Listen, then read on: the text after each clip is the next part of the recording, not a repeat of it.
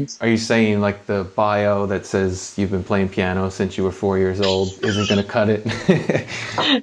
right, no, it definitely isn't. They don't want to hear your life history. Right. They want to hear your stories. Like I talked about before, they want to hear your story. How did you get to where you are right now? But what are the key points of what does someone need to know about where you are right now?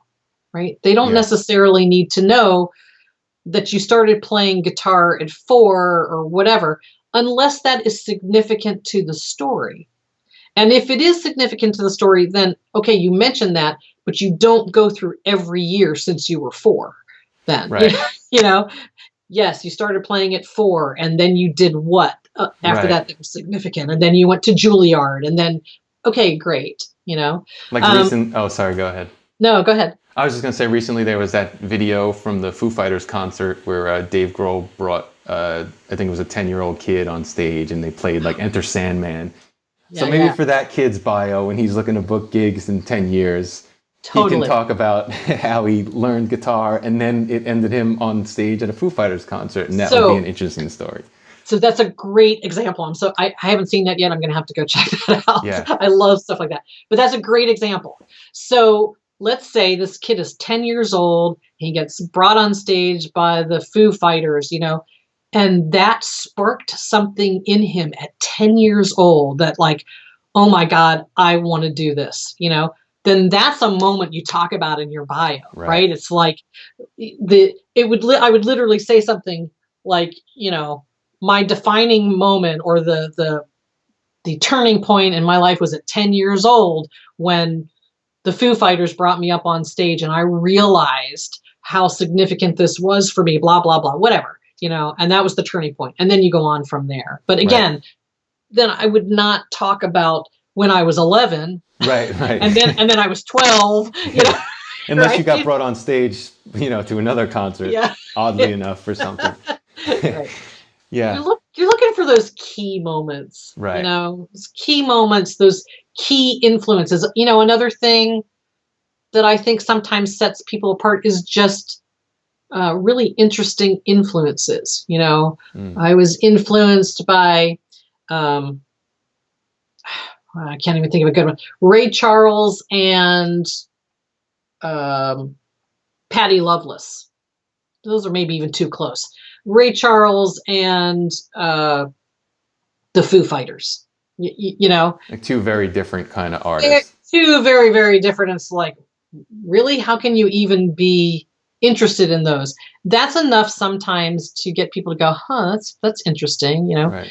Maybe that's even a description of your music. I don't know, but it doesn't have to be the description. It can just be, the way I got here was I had these weird influences that I combined into this, whatever. Right. Because that You would know, certainly be like a curiosity piquing kind of thing that totally. people might be interested in hearing about. So Well, I sorry, no, just go one ahead. Go ahead. quick point. So I think what this really comes down to a lot of times, I talk about this sometimes in other classes that I teach. It really comes down to, I think, kind of figuring out your why. Mm. Like, why are you doing this in the first place? Why are you doing music? And it's not just, because it's your dream. There's something bigger underneath that. Because if it's just your dream or if it's just because you like to play music, well, you can play in your living room, and have a wonderful life. I'm not even knocking that. I think that's a great reason to want to play. But I can almost guarantee there's some other motivation behind why you need to go do a gig. Why do you need to play? And it's not always self-centered. It's not always about you. Sometimes it is, and I'm not even knocking that. If there's a reason that's within you and it's about you, that's okay, but you need to know what that is. And I think once you start asking yourself some of these bigger questions, your why and how am I different, things like that, it uncovers a lot of really interesting material and thought processes. And again, it sort of drives where you go and how you present yourself and how you do things. That's how people become successful. Yeah, that's great too, because I actually just started reading that Simon Sinek book, Yeah. coincidentally. So I've Yeah. been thinking about that a lot, not only with music, but with the business as well. Like it's these things that you have in your mind, but you never thought to put out there as reasons for other people to see why you're doing this, you know? And it forces you to kind of dig deeper on it. And I think that's an important thing. And I think Yeah. a good example of it was actually when I took a class with you at a convention a few years ago.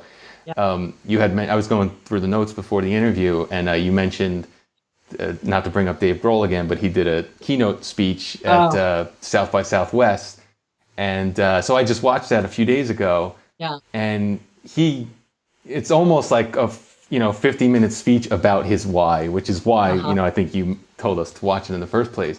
But Right. it's so great to see that because it just like you feel his passion for why he's doing this music, and it like makes you want to like it's inspiring to you even though your own reasons are different. But like when you see him talk about like how all this stuff happened and why it happened, it's like you get it, it's really Yeah. cool thing to No, see.